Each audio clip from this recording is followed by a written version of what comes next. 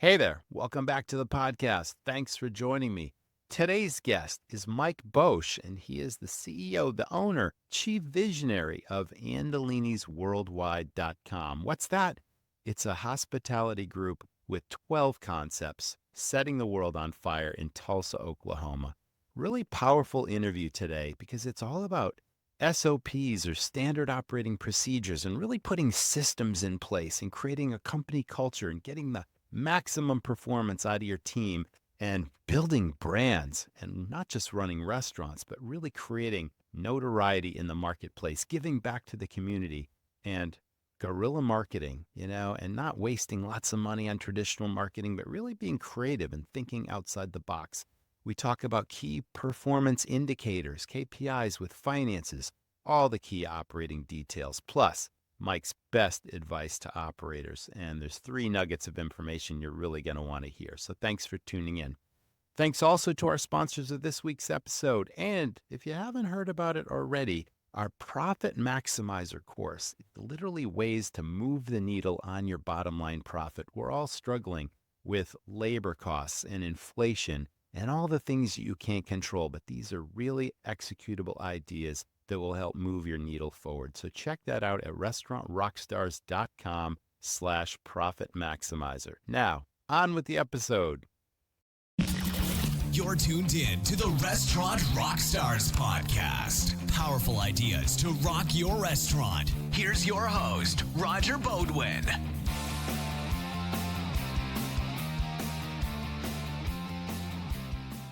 LED digital signs attract a ton of attention, bring your business to life, and increase customer traffic. Cirrus's high-resolution LED technology is energy efficient and gives your business maximum visibility. Cirrus signs are versatile and allow easy changing of content and displays. Best of all, you can subscribe to pay with low monthly payments and no upfront costs. And now, my listeners get the first 2 months free. Go to try.cirrusled.com/rocks. My restaurant sold tons of fried foods, but what a hassle dealing with the fryer oil and cleaning hoods from all that grease. Restaurant Technologies handles everything end to end. They deliver, filter, monitor, collect, and recycle your waste cooking oil. Their AutoMist system reduces the fire risk with automated hood and flue cleaning, hassle-free. As a customer, you'll save 10 to 15% on insurance premiums and even get bonuses for new customer referrals. Go to rti-inc.com or call 866-399-3639 to get started. Welcome back. It's the Restaurant Rockstars Podcast. Mike, how are you today? Welcome to the show. I am very good. How are you? Excellent. Thanks for being here. I was looking at all your websites. They're fantastic. You've got multiple concepts. You're a true operator's operator. So I'm really excited to dive in to your restaurant story. So let's begin there. Tell us about your restaurant journey. Where did it all begin for you? I'm not someone who per se grew up in the industry. I worked a restaurant at 18 years old as an expediter at a nice steakhouse in California.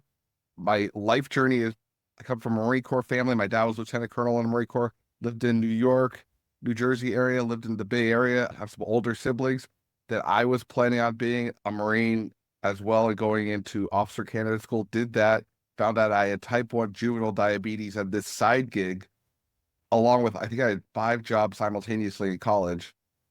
One of them being an expediter at Vic Stewart's. I didn't realize that was really where I was getting my true bachelor's degree, was in seeing how a restaurant operated. And then my brother, who's older than me, vice president of Alamo Rent-A-Car, got transferred out to Tulsa, Oklahoma. And I just went to law school for 90 minutes and said, no, not for me. This is, yep. I passed the LSATs, graduated college, and I'm like, I don't see this being the thing. And he was like, you want to start a family business? And it's like, I don't want to do this. So drove out, and then we were thinking, okay, what can we do that's not really here in this suburb of Tulsa, not even Tulsa. And at the time, Verizon, Honeywell, Capital One, National Rent-A-Car, Alamo Rent-A-Car had all descended upon this town because of the tax breaks in 2004. So a lot of New Yorkers, a lot of Floridians, and no family pizza places, no pizzeria. So we just did that. And I had worked pizza, I had worked fine dining, and I was 22, which is not what you should be like, oh yeah, we should have a restaurant started with this 22-year-old who's casually worked 2 restaurants. But I say I did not drive halfway across America and give up law school to suck at making pizza. We tried to get as good as possible, as fast as possible, not just at pizza, but without knowing it, how to be an operator was very important to me, and systemizing it, learning it, marketing, HR, fixing stuff. Like I had never done any of that.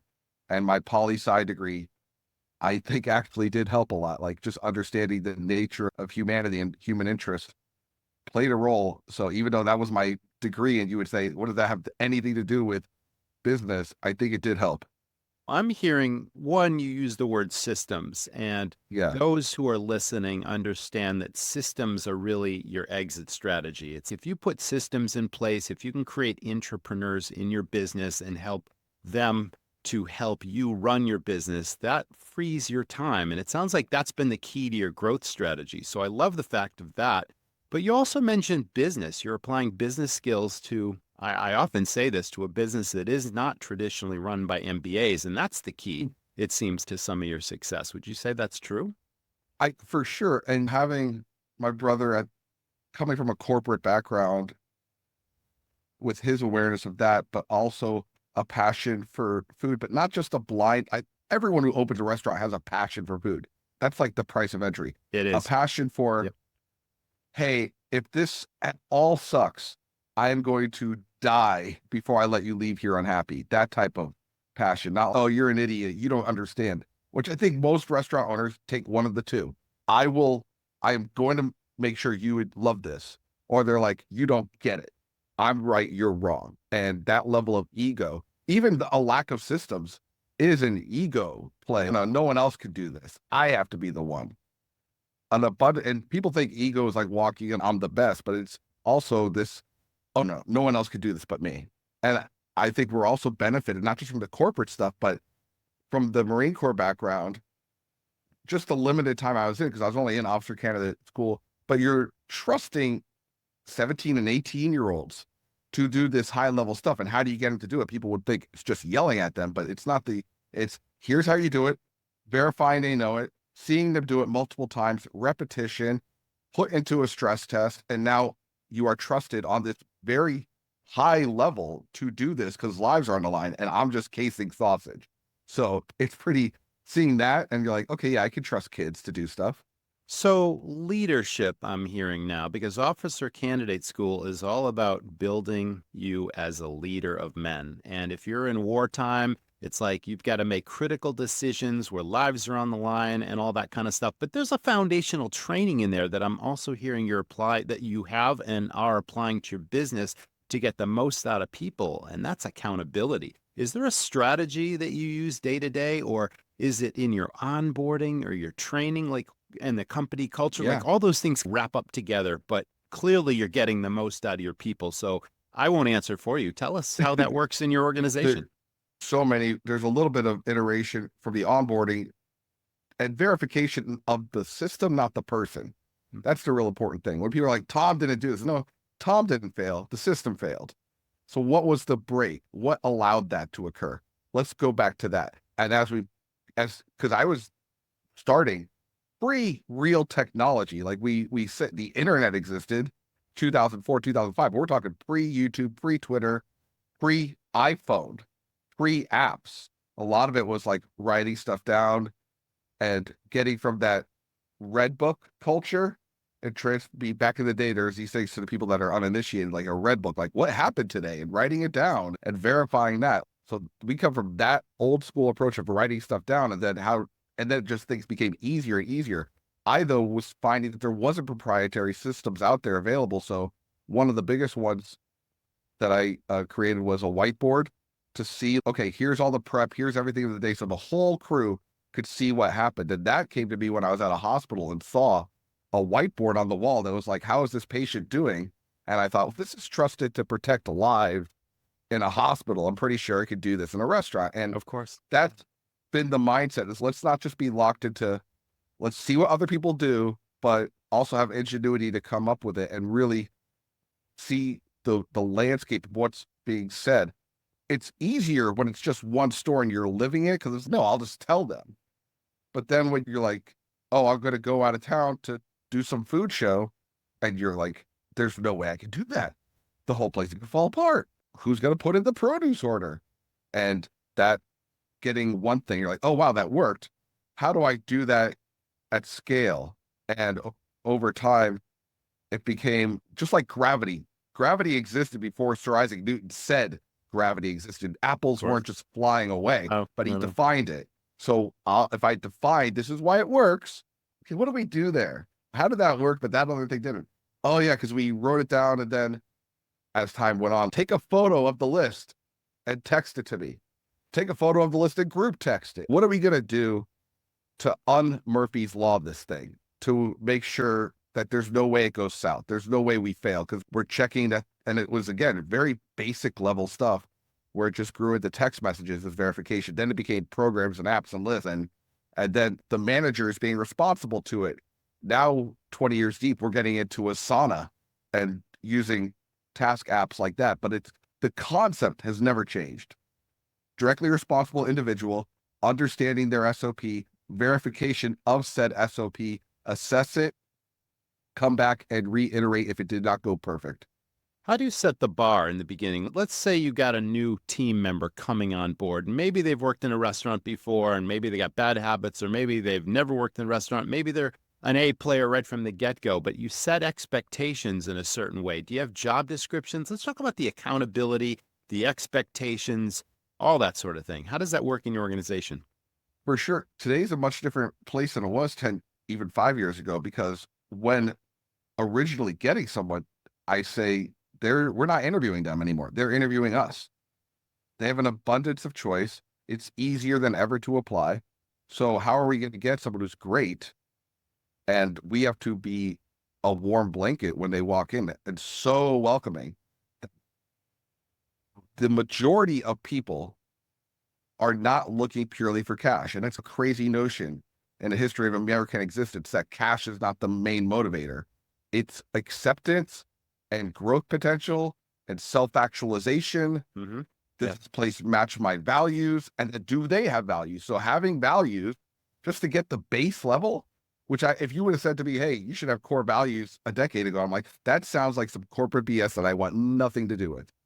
But once we did it, we're like, oh, wow, we can immediately tell this person either are they gonna fit, or if nothing else, say, hey, here's what you need to do to fit in. Ours are passionate, ethical, can't hire someone who's trying to steal or hit on the hostess, efficient, because if they don't know, hey, I need you to be efficient, that matters. Competitive, and then the last one for us is fun. If you're all those things, but no one wants to work with or for you, it doesn't work. I'm not saying you need to be like, hey, let's go have a great day, but you got to not be a total Eeyore either. Mm-hmm. So that's just the baseline. Okay, if they have that mindset, then anything can work. If the ace mindset. You're a believer in empowerment, right? Like you're recognizing talent in others and up leveling them. Like on one of your websites, I saw that there's a young lady named Tara Hatton, and she's this international pizza champion. And now she literally runs an operation like she owns. The creativity and the resourcefulness and the true passion for hospitality that really is coming clear. So that's part of your company culture, I'm seeing, and people see that work for you, and they're inspired. Where can I go in this organization? And what can I do to be recognized? Now, did you foster that, or are you finding people, just amazing people, that there's that entrepreneurship thing again? Tell us about your philosophy on it. I believe that our greatness is not derived just purely by how great I'm perceived, but by how great our people are. Yeah. And how great and how much reach they can go to. And it's Tara's success. I have nurtured my brother. We've nurtured. Also, she's an all-star. I'm not going to take that away from her. But we saw, she had worked other restaurants before, but she had a drive. And just, okay, this person wants it. Are we giving it to her? That's where it falls apart for, I think, a lot of businesses. Is someone, hey, let's go. And they're like, all right, slow down, buddy. I don't have time for that. We were like, game on, come on. Let's take you to Vegas. Let's have you compete in this. What else do you want to do? Hey, I know I could throw pretty good pizza throwing, but I had the best pizza throwers I knew come out. I'm like, hey, come on. We'll do some other stuff and show her what you know and just invigorate that passion. Because at the core of a restaurant or business, there's two things that are deeply contagious. One is passion and the other is apathy. They're both deeply contagious. And if you don't allow passion to be the one, it's de facto going to be the other. So even back to that onboarding thing, I could have the most pristine onboarding in the history of the game. But if I have the too cool for school trainer, it's screwed. It's done. It's not going to work. If you have the guy, all right, guys, we're going to do training. My name's Hal. And to watch this video, I'll be back in 20 minutes. Like, it's dead. They're dead in the water. Absolutely. Nothing matters. It's going to suck because this person more in love with being cool than getting this. I'm like, you guys got to be dorks for this when we onboard people, or else it's just screwed to begin with. How do you recognize and reward your top performers? There has to be a paired incentive plan.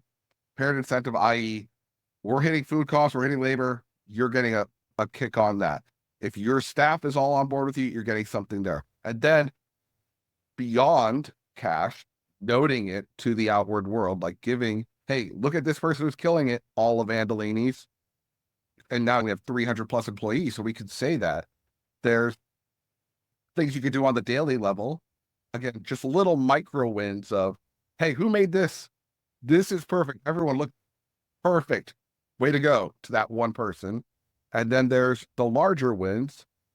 And then we do stupid stuff, but it's not stupid. We have Andomania that I'm planning right now, which is our all staff competition.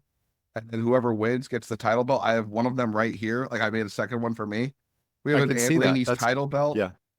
And it's just dorky fun. Yeah. But it's also a point of personal pride. It's also competition. It's also morale building. What is, going back to the military, what is the value of a stripe? It's a stripe. You could buy it at the BX for $5, but on their arm, it means something. And that's what we want. We want rank to matter. We want growth to matter.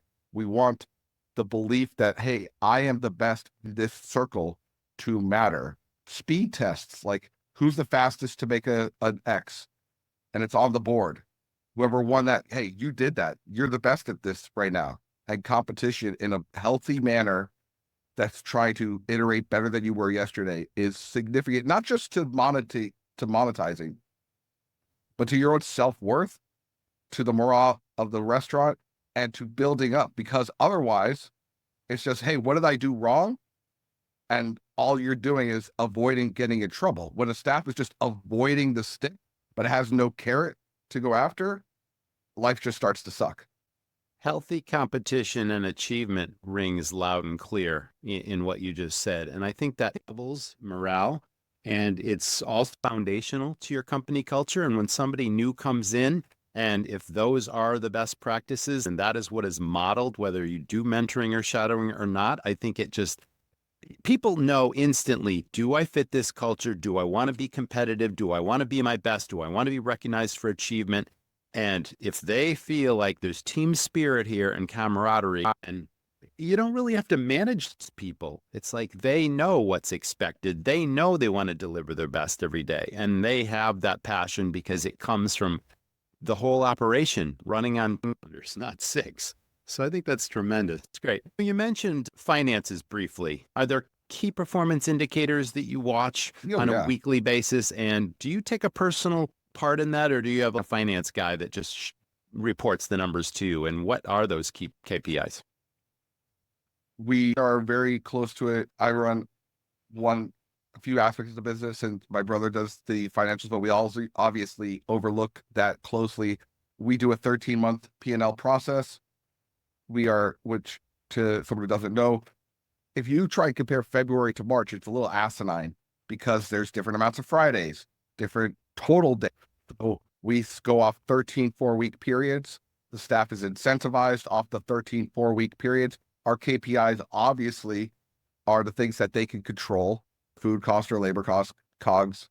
And then even certain other things like a manager, a GM can control how much towels are being, so they're not being wasteful with certain other items, but obviously they're not in the mix for the utilities. But we are pragmatic in the manner where we don't do a theoretical P&L, we do a cash P&L. So if we spent a bunch on marketing that related to that store, I'm going to talk to that GM and say, hey, I'm going to do this. Are you opposed to it? I don't know, it's a lot, because it's going to affect that GM's P&L. But the front of house is incentivized incremental value of the average ticket and where they are above the average ticket. And the kitchen managers are incentivized based upon food costs hitting its targets. Great. So I am hearing that you're incentivizing people to stay within that sweet spot, and you understand what those critical numbers are. How about menu costing? How often do you keep up with that? Because inflation and volatility of the markets and all that kind of stuff. And I can't imagine how much pizza cheese that you buy and certain other things, pepperoni and all that. That's a key KPI unto itself, just making sure that you're continually maintaining margins. Oh, for sure. And at this level, it matters at scale significantly more. But even on an individual level, back in the day, we were looking at cheesereporter.com, which is what a lot of pizza people in the know to look for, to see the fluctuating market, to understand, hey, the price went up, my price went up, the price went down, did my price go down? In correlation, so that you're keenly aware. And we got smart at that a decade ago, and now our pricing is based upon 2 weeks after the Chicago Mercantile Exchange on Pizza Reporter. Now, with all that said, Wow. yes, we are keenly aware of the price of cheese, the price of our meats, and we have a relationship with our vendor who we use PFG, Performance Food Group in Roma, where it's what I call a partnership. Most vendor relationships start at the pariah level. A pariah is, hey, we're going to buy this paper product. They don't really need it. They're just trying to leech off and monetize. I'm not saying all vendors, but I think a lot do, especially with the single unit operator and a surly vendor. Whatever the vendor relationship is, we are massive on turning it into a partnership, making sure they know our goals. We're helping them to their goals, and that there's no BS. There's no, hey, that guy didn't give me a good price, I'm going to go to this other guy this week. There's a lot of ethical conversation involved to build that relationship that says, hey, here's where we need to be to have this relationship not in question. We need this to go in flux with the market. We understand the market's going to fluctuate. We understand you need to make a profit, but let's not be dummies here. And let's not cut our nose to spite our face over a box of napkins. And that's where we're at now. And I also, all the stuff I'm talking about, I wish I had known day one, because I could have done it day one. It's not just because we're this big now that I could do this. A lot of it we could have done much earlier. It was just not knowing any better. And that's what I believe. The industry does not need to be this hard, but it's put at this high failure rate because people are leaning into, I just need to make better food and that's how I win. And there's so much more to it than that. It's really relationships and systems and leadership, true leadership. And leadership is not, hey, do this for me and I'm out. It's caring more about everything and caring about the vendor. We get a good price because I genuinely give a crap about the guy that is our vendor. And by doing that, I never have to have this, hey, he's screwing me over thought in my head. Listen, what would it feel like to lower your operating costs, double your sales, lower staff turnover, create raving fans, and design a menu that literally prints money? Our online restaurant training system will teach you and your staff to rock your restaurant and transform your business. Head on over to restaurantrockstars.com. It'll take you less than 5 minutes to get started. You've got this. Everyone has a birthday, and people celebrate birthdays in restaurants. Birthdays bring larger parties that spend 40% more on the guest check. Plus, most birthdays happen in the middle of the week when you want more business. Are you getting this? Larger parties, larger checks, midweek business traffic. Is your restaurant capturing this birthday business? Don't let these birthday celebrations go to your competition. The Birthday Club is a done-for-you service that handles everything, sending you all the birthday business. It's a piece of cake. Go to jointhebirthdayclub.com/birthdayrockstar to get started. I've had great relationships with Performance Foods as well, and I do quite a bit of speaking for them across the country. So I totally, what you just said makes a lot of sense to me. How about labor cost? Now, that's something that's been a huge pain point across the country. Many parts of the country have been severely affected by paying the highest wages ever, primarily to the kitchen people. Has that been a factor to you? And has that led you to have to increase prices or make them efficient? And how are you dealing with it? To your previous question, yeah, we raised prices 5 times last year. So and it was right in with the market.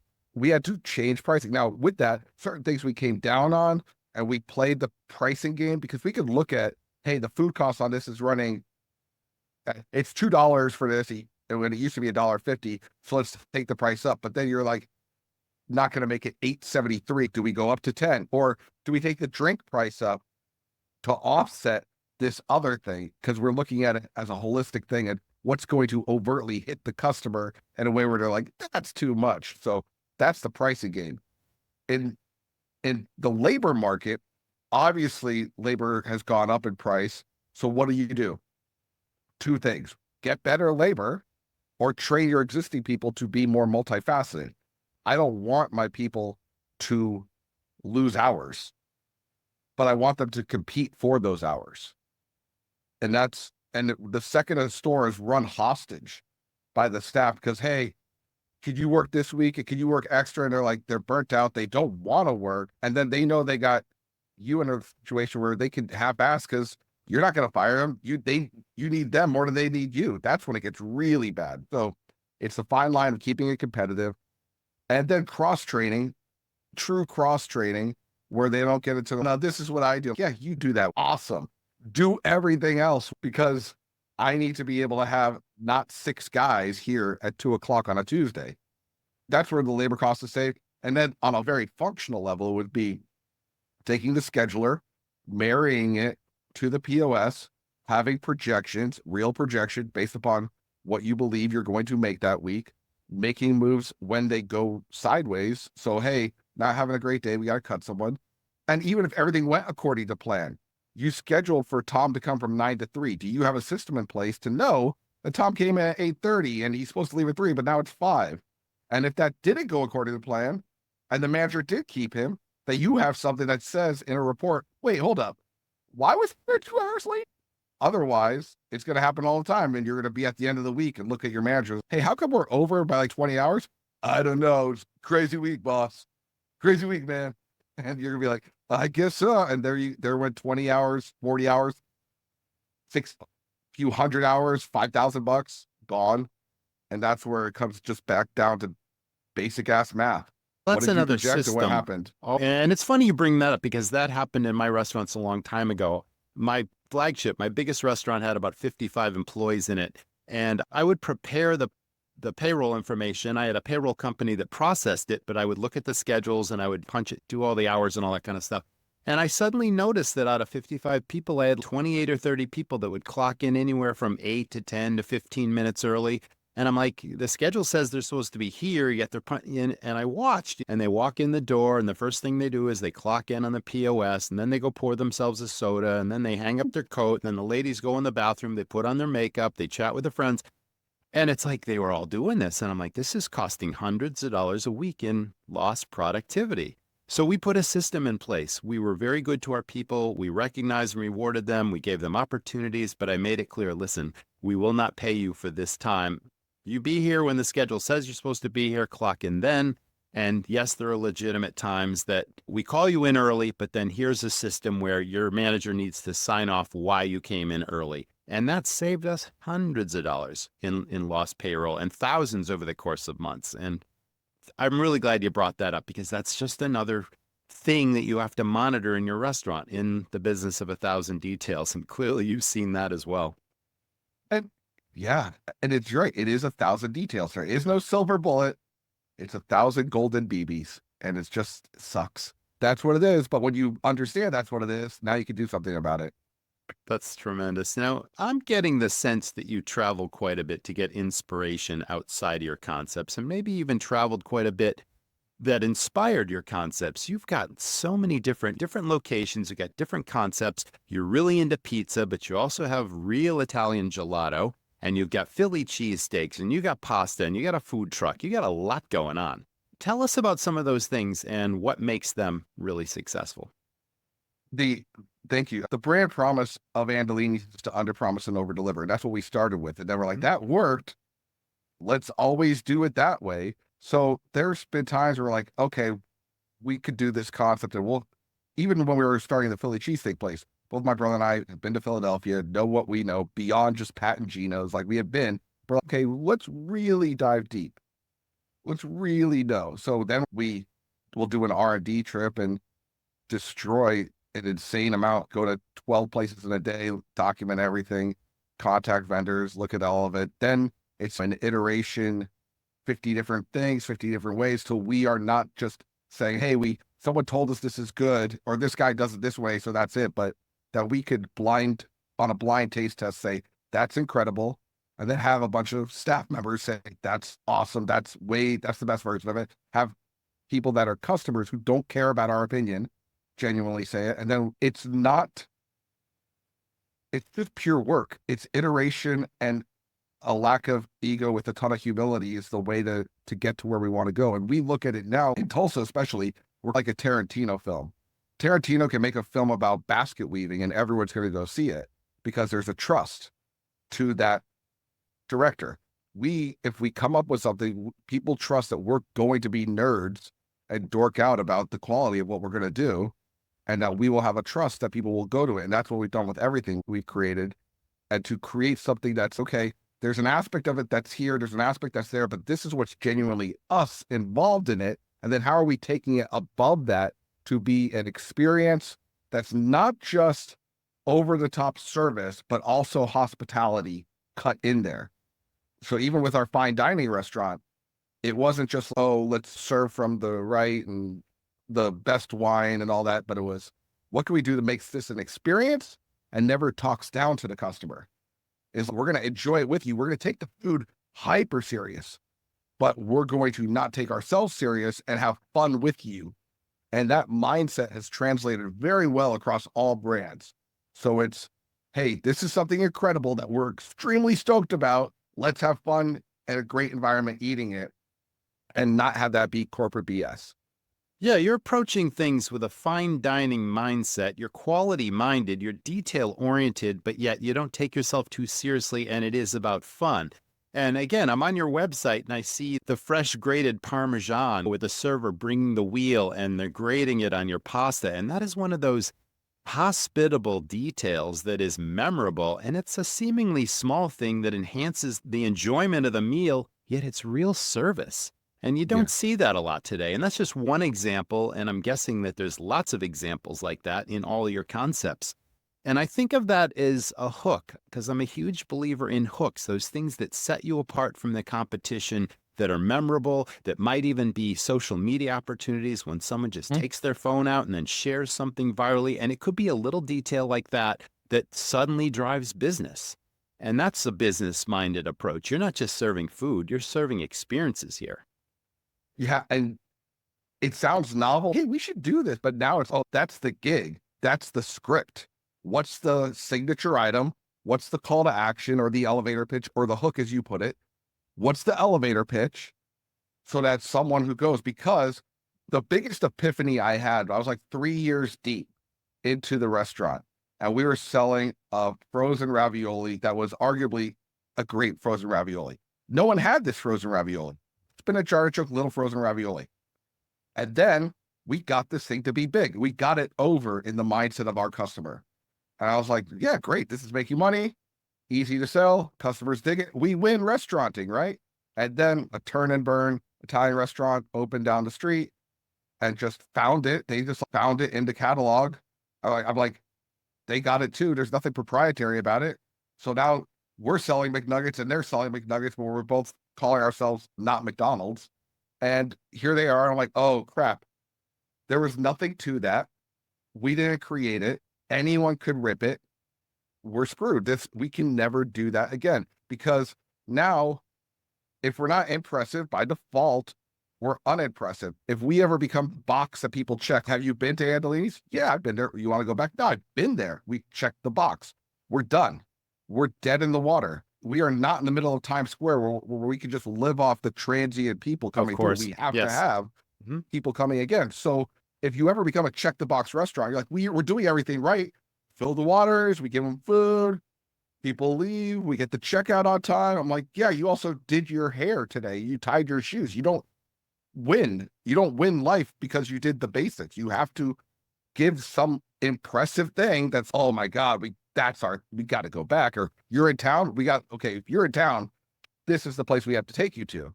If you're not in that realm, you're fighting hundreds of restaurants. You could fight 5 experience-driven restaurants in your town or 100 convenience-driven restaurants.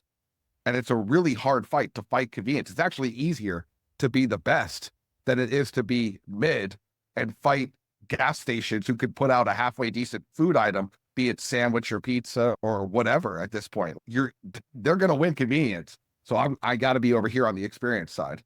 You got a lot of balls in the air, Mike, meaning multiple things going on. Can you define what exactly is your role? And obviously you're a visionary, but is there any typical day for you, or what do you spend most of your time doing day to day?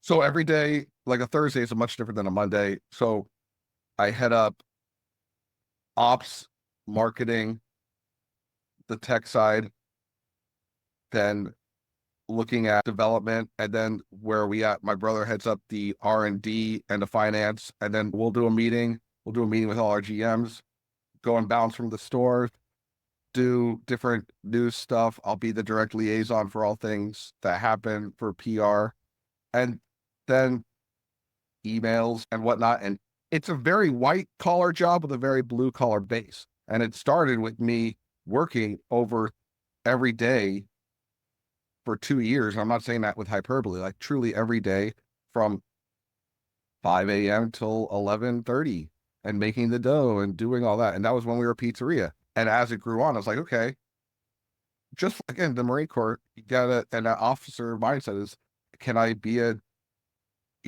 in the grunt work or can I be getting stuff done? And to do both it's a talent that we've cultivated, but truly running Antolini's worldwide, which is what we call our restaurant group because it's just stupid and fun. Cause I don't want to call it hospitality. I don't want to call it group. So we call it Antolini's worldwide, even though all of our stuff is in Tulsa. It's just fun and leading it from that way and seeing what's going wrong. There's different seasons of what we're doing. Like this last month I did a manager training for all our new managers where it's a personal, like multi-hour development. I did a white jacket training, which is a pizzaiolo based in-depth knowledge of all things fermentation with our people that have been there for a while. I did train the trainer the other day where I brought all the people that want to be trainers. I did a long form development there. So just developing and now building out Andromania is our next big push. So we're doing seasonal pushes. We're doing marketing pushes. We're doing evaluative things. And then it's, oh, hey, are we changing phone systems? Are we upgrading the tech? What is this looking like? And then come up with the problem that we decide in our meeting, and then a full SOP of what we're going to do to work with it, which used to be so much harder than it is today with things like Asana and ChatGPT and Loom. Like I can move so much faster than I could have just 3 years ago with the new approaches to systemizing things that now we're moving faster and faster. And that's what a day is. But instead of riding or driving myself into the ground, which is what it used to be, it's now, okay, I trust that person to do it. Here is the KPI that is the directly responsible individual. They will report. And I'm picking up my son, having family time, and not, again, which is so typical, driving myself into the ground, thinking that because I did that, I'm keeping it street, and therefore I win because I've learned enough to know that's just a BS narrative. You're definitely a high energy guy, and it sounds like you've been able to strike that balance because you mentioned picking up your sons. You do have family time, but business is very important to you. And not every operator can find that balance. And I think you're inspired based on how much really you have on your plate, but yet you've systemized things that lets you obviously, and I don't use the word delegate, I use the word empower, and you're doing that. Yeah. That's tremendous. The word marketing came up a minute ago. Let's talk about marketing in the beginning versus marketing now, because you're a high profile operator now in Tulsa. It's like the community at large must obviously know you. You're Entrepreneur of the Year, Restaurateur of the Year. All those accolades lead to positive press, lead to new visits and all that kind of stuff. Does that mean that your marketing budget has gone down because word of mouth and positive press and online reviews and all those things kick in? Do you still do social media? What's your strategy today versus in the very beginning? In the beginning, it was non-existent, and we never really had a budget, and we didn't spend much on marketing at all. And then it was, we have zero money, so figure out stuff that we could do for next to nothing was the original plan. And then I got really good at that stuff that costs next to nothing. And then when I started trying to do stuff that costs money and I wasn't really getting great results, I'm like, why am I doing this? That over there made sense. Getting an ROI off connection is easier. Getting an ROI off a Valpak coupon is pretty damn hard. So it became, what are we doing that's going to relate to people? Case in point, I will get significantly further bringing pizzas to a radio station, connecting with them, having them talk about it just because they dig me as a person and because I'm cool to them and they need to do a charity. Yes. Then I am when they're like, "Our brought to you by Antolini. Go to Antolini. They're the best." No, says who? This non-genuine garbage tagline. It just out of their brain. But they're like, "Hey guys, the guy Mike from Antolini stopped by. I brought us pizza. Oh, have you been? Oh, yeah. I go to the BA one. Oh, where do you go?" And they're talking about it. That's what and that caught near nothing. Authentic endorsement there. So that's what I started to learn. And I was like, hold on. Yep. I can't pay for a person to be the spokesperson. So I got to do it. How can I be good on camera? Because I wasn't. Learn what to say, learn how to move my hands. And that's cheaper. It's easier. I'm available all the time. So the news needs to do a story about the local fair coming to town. I'll do it. Hey, here's my number next time you guys need a story about anything to do with small business or restaurants. Now I'm on this show and not the commercial for zero cost. That's been my strategy this whole time, was to be the face of the brand, be available, endear ourselves to the community, not just with communal events and, hey, United Way wants you to donate something. All right, here you go. But truly, hey, what do you guys need? It's election night. Let's bring each of the news stations pizzas. Maybe they talk about us, maybe they don't. But now they saw when they are stuck in that place all night, we had their back, and that's going to matter in the future.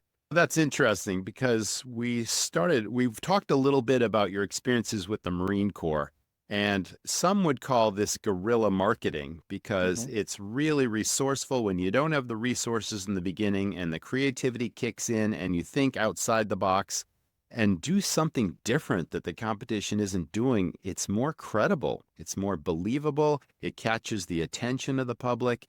So it's street fighting, it's guerrilla marketing, whatever you want to call it. I've always been a fan of that. So I'm really glad you brought that up because very few operators will do something that too many operators spend too much money on things that just aren't trackable. And they don't know if there's any ROI to it. And they get caught in a moment because the phone rings. Hey, if I put you on the radio, everybody driving to work in the morning is going to hear about X and such. Yeah, I'll try that. And it's a waste of money. No, do something different, creative, and just blow them away with creativity and, like you said, resourcefulness. So thanks for sharing that. How about technology? What's necessary to run your business these days? Because there's so much restaurant tech out there now. Oh, so much.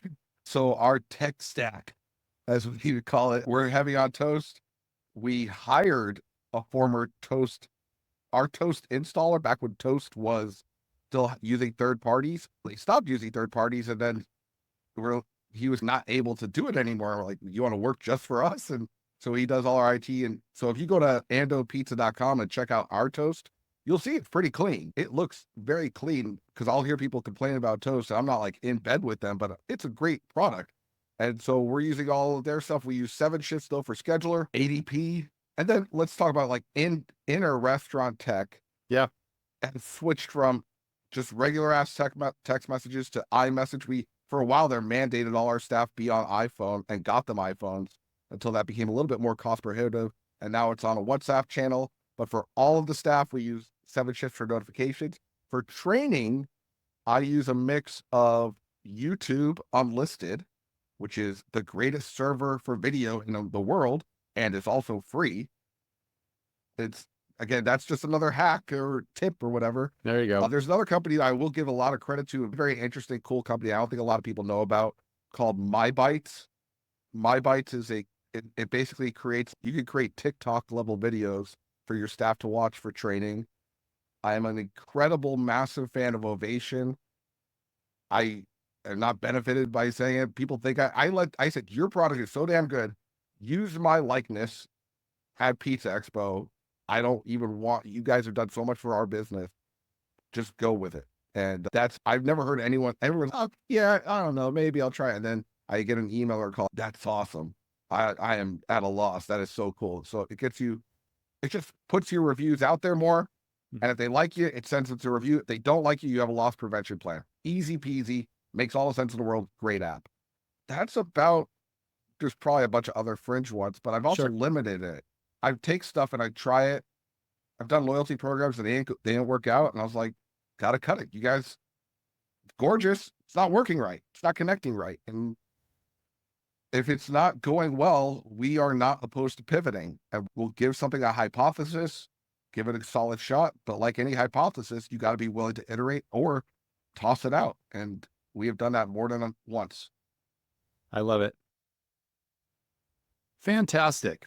What about the food truck? Like, how long have you had the food truck? And that in and of itself is marketing your restaurants, right? You're taking things on the road, you're doing catering, but you're also doing, how do you create the pizzas so fast and be able to serve people quickly at big events when you're just taking the money in, you're making the pizzas, you're, sending the slices out the door? Is it efficient to do that? It's clearly working, but we destroyed it with the food truck. The food truck's great. So we started in 2013, 2014. So and then early adapter.